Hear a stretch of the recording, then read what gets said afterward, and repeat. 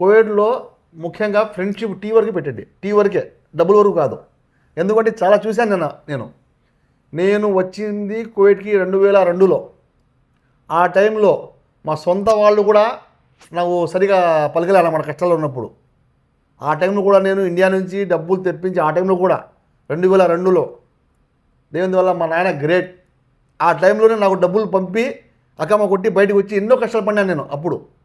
అప్పుడు జీతము కోవిడ్ ఇంట్లో వాళ్ళకు 30 దినాలు జీతము, 30 దినాలు జీతము.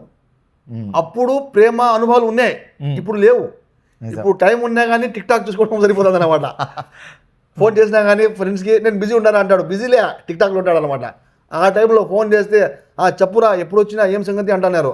అది కూడా ఏమంటే ఇండియా నుంచి మనకు ఒక లెటర్ రావాలంటే చూసుకుంటా ఉన్నాము, లెటర్ వస్తుంది అని. ఒక క్యాషెట్ వస్తే బ్యాటరీ వింటా అన్నాము ఏడ్చుకుంటా, మా అమ్మ పంపిందని. ఇప్పుడు వాట్సాప్లో hello how are you, busy ఉంది మళ్ళీ చేసాలి పెట్టాయి. ఆ బిజీ ఏంది టిక్ టాక్, అంటే ఏంలే. Hello guys, welcome back to our YouTube channel the local guy of Kadapa. ఈ రోజు మనతో ఉన్న వ్యక్తి గత 23 సంవత్సరాలుగా గల్ఫ్లో తన ప్రయాణాన్ని కొనసాగిస్తున్నారు. అందులో గత 15 సంవత్సరాలుగా ట్రావెల్స్ డిపార్ట్మెంట్లో పనిచేస్తూ వేలాది మంది ప్రయాణికులకు టికెట్ బుకింగ్స్, ట్రావెల్ సర్వీసులు అందిస్తున్నారు. ఇటీవల అందరూ మాట్లాడుకుంటున్న ఎయిర్ సువిధ గురించి, అలాగే ప్రయాణికులకు సంబంధించిన ముఖ్యమైన అప్డేట్స్ను తన టిక్ టాక్ ద్వారా ప్రతిరోజు అప్డేట్ అందిస్తూ ఎంతో మందికి ఉపయోగపడుతున్నారు. టిక్ టాక్లో సయ్యద్ దర్బార్ ట్రావెల్స్ పేరుతో ఆయనకు 17,000 మంది ఫాలోవర్స్లు ఉన్నారు. ముఖ్యంగా గల్ఫ్లో ఉన్న తెలుగు వాళ్ళు అవసరమైన ట్రావెల్స్ సమాచారం, కొత్త రూల్స్, ముఖ్యమైన అప్డేట్స్ను ఎప్పటికప్పుడు అందిస్తూ ఎంతోమంది నమ్మకాన్ని సంపాదించుకున్నారు.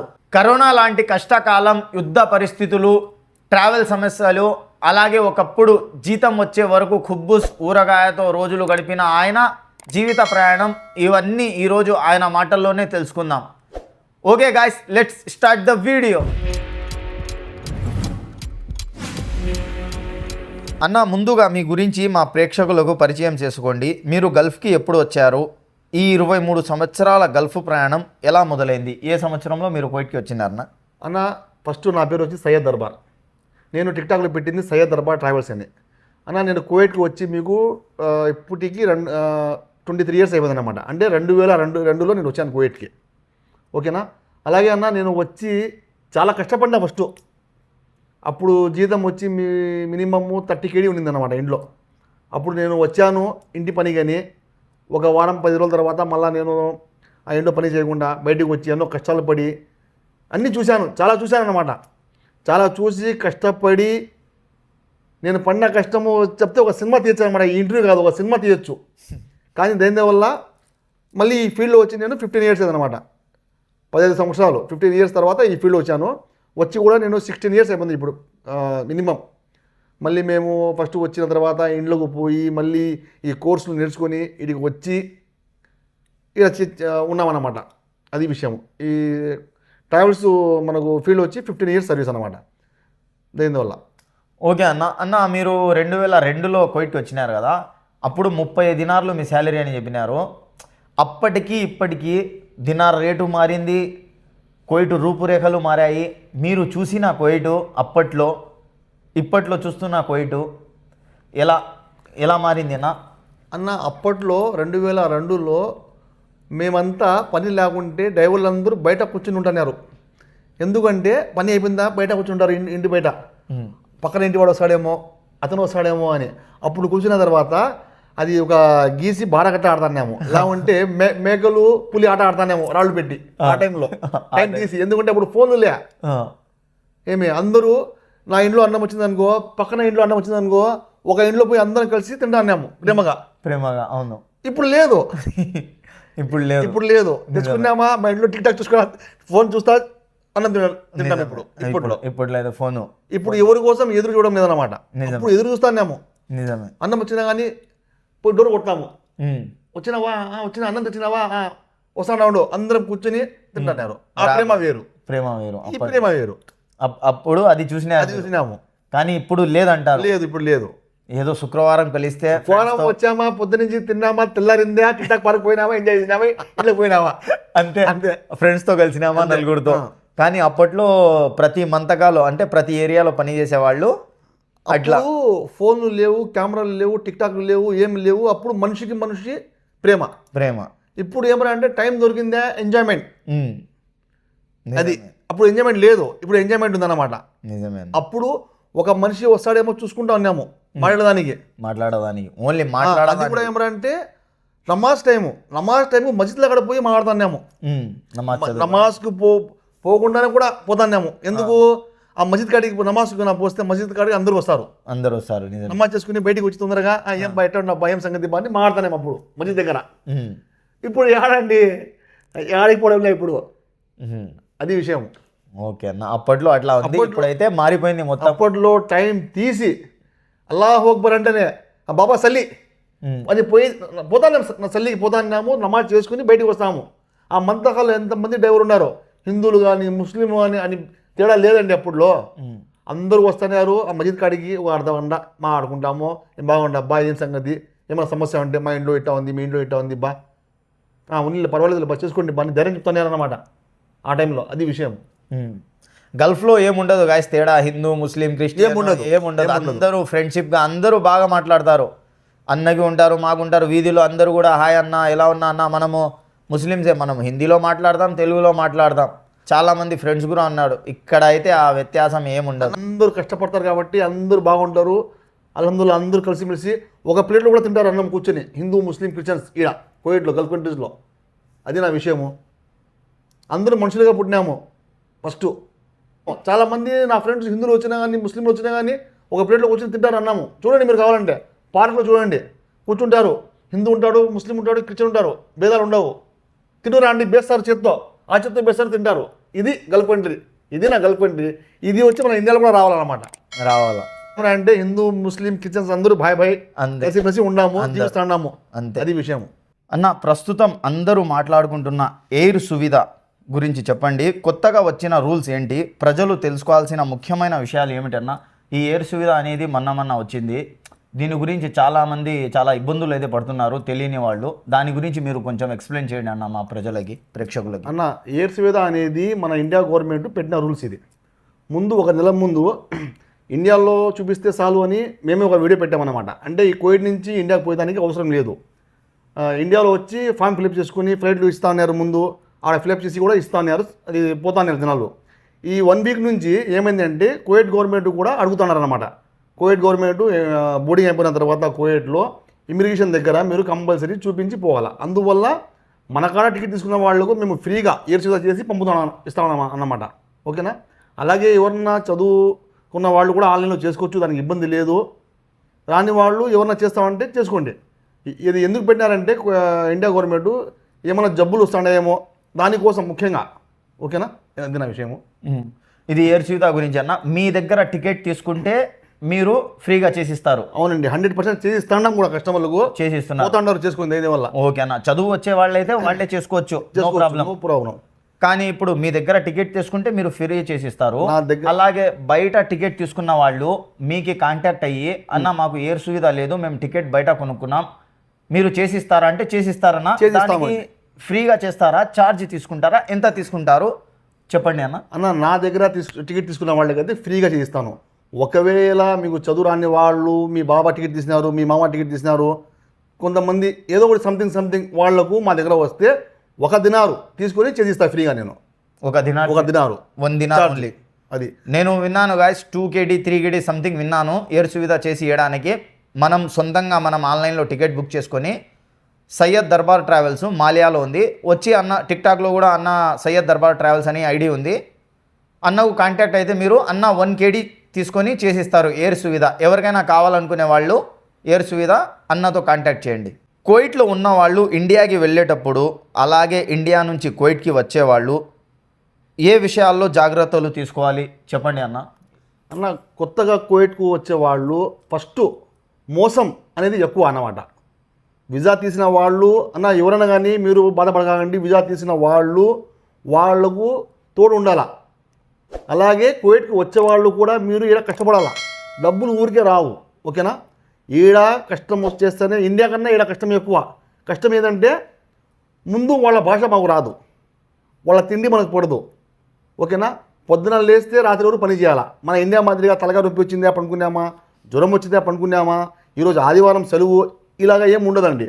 మనకు జ్వరం వచ్చినా కానీ పెనడోలు మాత్రం తినాలా, పని చేసుకోవాలా. అలాగైతే రాండి.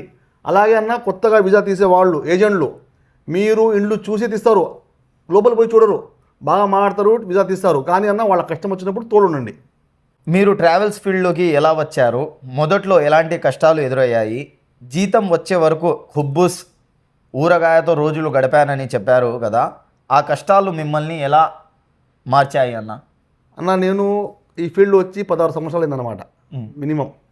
నేను వచ్చిన కొత్తలో బయట వీసా ఎత్తుకొని వచ్చి పనికి వెతికి అడిగి ప్రతి చోట అడిగి పనులు చేరిన తర్వాత చాలామంది బంధువులు ఉన్నారు, బంధువులు స్నేహితులు అందరూ ఉన్నారు. ఎవరికైనా అడిగినామా, ఒక దినం అడిగినామా, వాళ్ళు ఒక దినాలు ఇస్తే 100 దినాలు మాటలు మాట్లాడతారు. అందువల్ల నేను ఇండియా నుంచి కొన్ని డబ్బులు తెచ్చుకొని ఇక్కడ దినాలు మార్చుకొని కొన్ని రోజులు నేను హుబూస్ తిని జీతం వచ్చే వరకు హుబూస్ ఊరగా తిని జరిపిన కాలం కూడా ఉంది. తర్వాత నిదానంగా 120 దినాలు జీతంలో చేరినాను. అల్హమ్దుల్లా ఈరోజు బాగున్నాను. పడేది ఏది రాదన్నమాట. కష్టపడాలా, అన్నీ వస్తాయి. అన్నీ మనకు కష్టం వచ్చినప్పుడు ఓపికతో ఉండాలా, అప్పుడే ఏదైనా కానీ. కొన్ని రోజులు కష్టాలు, కొన్ని రోజులు సుఖాలు. అప్పట్లో మీ మైండ్లో ఏమేమి జరిగినాయినా? మీరు కుబ్బూసు ఊరగాయతో ఆ కాలం మిమ్మల్ని ఎలాగా బాధ పెట్టింది? మీరు ఎలా ఎమోషన్ అయినారు? దాంట్లో నుంచి మీరు బయటకు వచ్చి కసిగా ఇంతవరకు సక్సెస్ అయినారు. మీరు ట్రావెల్స్ డిపార్ట్మెంట్లో 15 సంవత్సరాల నుంచి పనిచేస్తున్నారు కదా, దానికి ఆ రీజన్ మీకు ఎలా బూస్ట్ ఇచ్చింది మీకు? వచ్చాము, అంత కష్టం వస్తుందని అనుకోలేదు, కానీ వచ్చింది. వచ్చిన తర్వాత ఏమరా అంటే, మేము వచ్చింది ఎవరి కోసము? మన ఫ్యామిలీ కోసము. మేము కష్టపడితేనే వాళ్ళు బాగుపడతారు. మేము ఇక్కడ పొరంబోయి మాదిరిగా తిరిగితే వాళ్ళు చెడిపోతారు. అది నా విషయము. మీ దగ్గరకు ప్రతిరోజు చాలామంది టికెట్ రేట్లు, ట్రావెల్ డేట్స్, క్యాన్సిలేషను, రీషెడ్యూల్ వంటి విషయాల కోసం వస్తుంటారు. అందరికీ ఓపికగా ప్రశాంతంగా ఎలా సమాధానం చెప్తారు? ఈ ఉద్యోగంలో సహనం ఎంత ముఖ్యమని మీరు భావిస్తారు? ముఖ్యంగా చూడండి, నాకు డైలీ మీరు నమ్మరు 200-300 ఫోన్లు వస్తాయి. అందరికీ సమాధానం చెప్పలేము. ఫస్ట్ ఎత్తిన వాళ్ళు సంతోషపడతారు, అన్న జవాబు చెప్పినాడని. ఎత్తని వాడు మేము ఎత్తలేదనుకో కామెంట్ పెడతారు టిక్టాక్లో, ఫోన్ ఎత్తకపోయినప్పుడు వీడియో ఎత్తుకు పెట్టినావని. అన్న మీ ఫోన్ ఎత్తితే నాకు లాభం, ఎత్తకపోతే నాకే నష్టము. బేషక్ అది విషయం. నిజమే. చాలా సహనం ఉండాలి కదా. ఉండాలి. ఎందుకంటే అందరికీ సమాధానం చెప్పలేము. ఎంత ఓపిక ఉంటే అంత చెప్పగలం అన్నమాట. ప్రతి ఒక్కరికి చెప్పాలంటే మా వల్ల కాదు, అది విషయం. నిజమే. ఇప్పుడు చాలా ఓన్లీ ఎంక్వైరీ కోసం కూడా ఉంటారు. ఇప్పుడు నేను కూడా అన్నాను, మీ దగ్గరకు వచ్చి ఒక ఎంక్వైరీ చేసుకుని పోతాను. అన్న టికెట్ ఎంత ఉంది, ఈ ఫ్లైట్ ఎంత ఉంది, ఆ ఫ్లైట్ ఎంత ఉంది అని ఎంక్వైరీ చేసుకొని బయట కూడా నేను ఎంక్వైరీ చేసుకుంటాను. ఎక్కడ తక్కువ ఉంటే అక్కడ నేను టికెట్ బుక్ చేసుకుంటాను. అలాగా ఈ ఫీల్డ్లో చాలా సహనం అనేది ఉండాలి కదా. మీరైతే ఆ సహనం ఎక్కడి నుంచి తీసుకున్నారు? మీకు దానికి ఏంది ఇన్స్పిరేషను? ప్రశాంతంగా కూర్చొని అందరికీ ఒక్కొక్కరికి మీ ఆఫీస్కి వచ్చిన వాటికి కంపల్సరీ మీరు రెస్పాన్స్ అవ్వాలి కదా. ఇవాళ మెసేజ్లు అంటే టిక్టాక్లు ఒకరికి ఇచ్చి ఒకరికి ఇవ్వలేరు. కానీ ఇక్కడగా రోజుకి ఒక 20 మంది అయినా 50 మంది అయినా శుక్రవారము చాలామంది వస్తుంటారు. వాళ్ళతో కూడా సహనంగా మాట్లాడాలా మీరు? దానికి కారణం మీరు సహనం ఎలా ఇన్స్పిరేషన్ తీసుకున్నారు? దానికి కారణం సహనం అంటే మా దగ్గర ఉండే ఫ్యామిలీ. ఎందుకంటే సహనంతో ఉంటే ఈ పని చేయగలము. ఇప్పుడు చెప్పండి, సపోజ్ 100 మంది నాకు అడుగుతారు, 100 మంది టికెట్ తీసుకోరు. కానీ దానిలో 90 మంది నాకు ప్రశ్నిస్తారనమాట, ఫోన్ ఎత్తవు, జాబ్ చెప్పవు అని. అదే నేను కస్టమర్లు అడగగలనా? మీరు ఫోన్ చేశారు, ఎందుకు టికెట్ తీసుకోలేదు నేను అడగను కదా. అడగలేరు. మీరు అడగకండి, నేను అడగాను. టైం ఉంటే సమాధానం చెప్తాను, టైం లేవంటే ఏం చెప్పలేను. మీకు సమాధానం ఇస్తే నాకు లాభం, ఇకపోతే నాకు నష్టం. అన్న, తక్కువ ధరలో టికెట్ బుక్ చేసుకోవాలనుకునే వాళ్లకు మీ సలహా ఏమిటి? ఏ సమయంలో బుక్ చేస్తే మంచి రేట్లు వచ్చే అవకాశం ఉంటుంది? ఆఫర్లు వచ్చే ప్రత్యేక సమయాలు ఏమైనా ఉంటాయన్న? నెల ఆఖరిలో లేకుంటే ఏమేమి మంత్స్లో మనకు చాలా తక్కువ రేట్లో టికెట్లు దొరుకుతాయి కదా అన్న? అది ఎప్పుడున్నా తక్కువ రేట్స్ అంటే మనకు ఫిబ్రవరిలో ఆఫర్లు వస్తాయి. ఫిబ్రవరిలో అది కూడా ఏమంటే, సపోజ్ ఇంకా మన ముస్లిం సోదరులు ఇండియాకి పోవాలి రంజాన్లో అనేటప్పుడు మీరు టికెట్ మినిమం 2 months 3 months ముందు తీసుకుని పెట్టుకుంటే మీకు రాను పోను టికెట్ రేట్ తక్కువ పడుతుంది. 2 months 3 months బిఫోర్ టికెట్ తీసుకుంటే తక్కువ. అలాగే మన క్రిస్టియన్ సోదరులు ఎవరన్నా జనవరికి క్రిస్మస్కి పోవాలనుకునే వాళ్ళు మీరు కూడా 2 months 3 months ముందు తీసుకుంటే మీకు తక్కువ పడుతుంది. అలాగే మన హిందూ సోదరులు సంక్రాంతికు, దసరా పండుగలకు, పిల్లలు స్కూల్ సెలవులు ఉంటాయి, వాళ్ళకి పోయినప్పుడు మీరు కూడా డేట్ ఫిక్స్ చేసుకుని ఒక 2 months 3 months ముందు టికెట్ తీసుకుంటే మీకు కూడా తక్కువ పడతాయి. అది నా విషయం. అప్పుడప్పుడు తీసుకోవాలంటే ఏదైనా కానీ మనకు రేట్ ఎక్కువ. ఇప్పుడు ఫిబ్రవరి నెలలో జనవరి ఏదైనా ఒక ప్లాన్ చేసుకుని మీరు 2 months 3 months ముందు తీసుకుంటే మీకు తక్కువ పడుతుంది రాను. పర్టికులర్ గా అయితే ఫిబ్రవరిలో ఆఫర్లు ఉంటాయి, ఆఫర్లు వస్తాయి తక్కువ రేట్లకి మనకు టికెట్లు దొరుకుతాయి. మళ్ళీ మీకు సెప్టెంబర్లో వస్తాయి ఆఫర్. కోవిడ్ నుంచి పోవడానికి ఆఫర్లు ఉంటాయి. ఓకేనా, ఒక 2-3 months బిఫోర్ మనం అయితే టికెట్ బుక్ చేసుకుంటే మనకు పడుతుంది, తక్కువ రేట్లో తక్కువ పడతాయి. ఫ్లైట్లు కూడా మంచి దొరుకుతాయి, కోవిడ్ సెంట ఇలా మంచి దొరుకుతాయి మీకు. అది విషయం. కరోనా సమయంలో ట్రావెల్స్ ఇండస్ట్రీ చాలా కష్టాల్లో పడింది. ఆ సమయంలో మీరు వ్యక్తిగతంగా ఎలాంటి పరిస్థితులు ఎదుర్కొన్నారు? మీ రూమ్ రెంట్, భోజనము, జీవితం ఎలా సాగింది అన్న? కరోనా టైంలో మేమే కాదు ప్రతి ఒక్కరూ పెద్ద జాబ్ చేసే వాళ్ళు కూడా ఇబ్బంది పడినారు. ఆ టైంలో మేము ఇళ్ళ కాడి నుంచి డబ్బులు కూడా తెప్పించి తినే రోజు ఉన్నాయన్నమాట. అది కూడా ఏమనంటే ఆ టైంలో ఒకేసారి బంద్ అయిపోయినాయి, ఫ్లైట్స్ అన్నీ బంద్ అయిపోయినాయి. బంద్ అయినప్పుడు వాళ్ళ రీఫండ్ రాలేదు, చాలా లేట్ ప్రాసెస్. కస్టమర్లు ఇబ్బందుల్లో ఫోన్లు చేసి అన్న మన డబ్బులు మా పాపం వాళ్ళు అడుగుతా అంటే మేము సమాధానం కూడా చెప్తా ఉన్నాము, వస్తానా వెయిట్ చేయండి, నా కరోనా మూమెంట్ కదా ఇది అని. అది నా విషయము. చాలా ఇబ్బంది పడినాము, మీరు ఇబ్బంది పడినాము ఆ టైంలో. మీరు రూమ్ రెంట్కి, భోజనంకి ఇండియా నుంచి డబ్బు తెప్పించినాము. ఎన్ని నెలల వరకు అట్లా జరిగింది? నేను మినిమమ్ 4 months ఉన్నాను. 4 months తర్వాత నేను ఇంటికి వెళ్ళిపోయినా. 4 months ఉన్నారు ఇక్కడే కష్టాలు చూసినాము. ఇంకా మన ఇంటికాడ నుంచి వచ్చేయండి, ఊరికి ఎందుకు పని లేదు ఏం లేదు అంటే మన కంపెనీలో ఫోన్ చేస్తే వెళ్ళిపోమన్నారు. పాస్పోర్ట్ ఇచ్చారు, ఇంటికాడ నుంచి టికెట్ తెప్పించుకున్నాము, వెళ్ళిపోయినాము. అది విషయం. అదే కరోనా సమయంలో చాలా మంది మీ దగ్గర టికెట్లు తీసుకొని ఉంటారు, అది క్యాన్సిల్ అయిపోతాయి.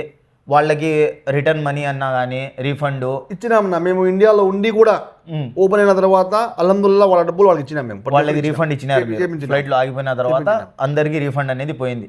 అంత ఎందుకు, ఇప్పుడు వార్ మూమెంట్లో కూడా ఫ్లైట్లు క్యాన్సిల్ అయితే అల్హమ్దుల్లా ప్రతి ఒక్కరికి రీఫండ్ ఇచ్చాను నేను.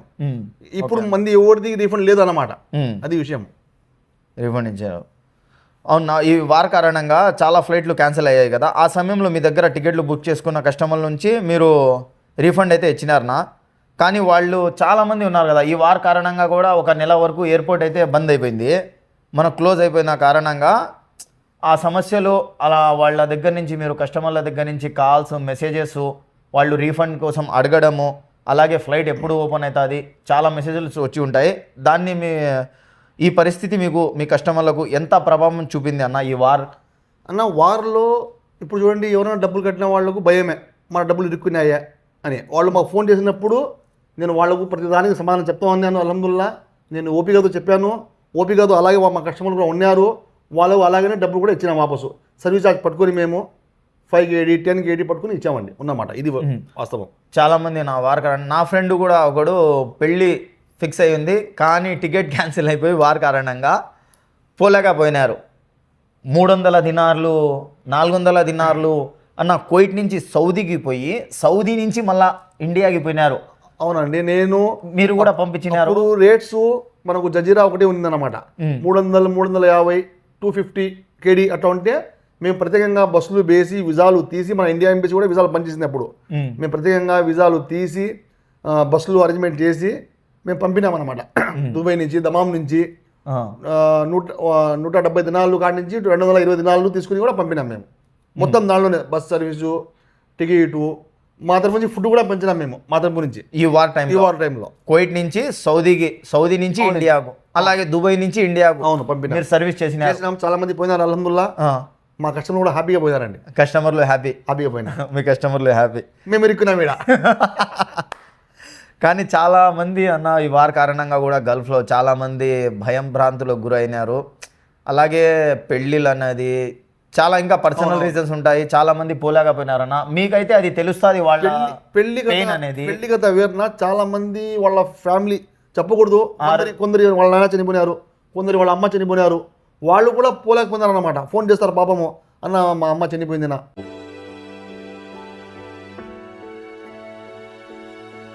టికెట్ చూడ అంటే దొరకవు. అంత డబ్బులు పెట్టినా కానీ దొరకలే అనమాట.